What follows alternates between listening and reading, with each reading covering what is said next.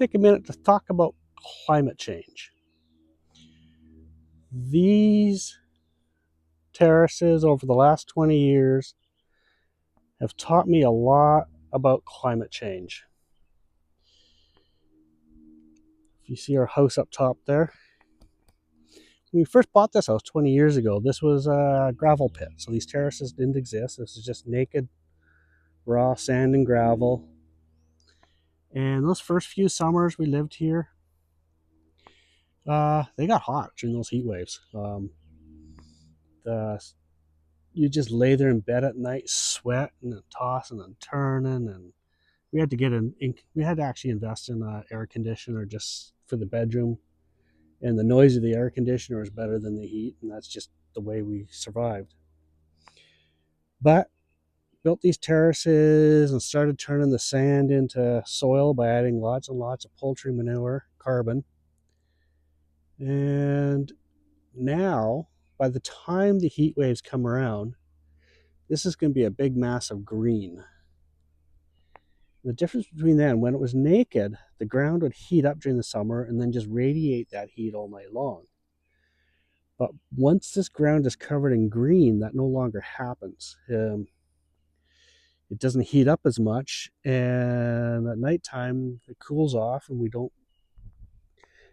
just don't generate as much heat. And we haven't had air conditioners for over 10 years, and I don't need them. We actually changed our climate just by changing the green space around the house. Now, this is one microclimate, but I'd like you to consider this idea.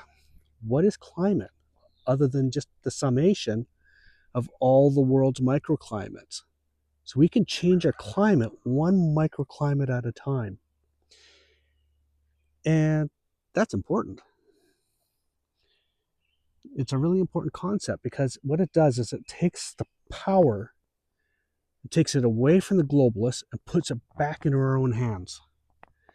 That is the whole hoax of the CO2 argument, is they created a boogeyman and a solution that we can't measure. And so therefore we make these sacrifices in the name of climate change, and we don't get to see the benefits of it. We just have to trust that it's working. But if we actually look at what really is driving climate change, which is heat,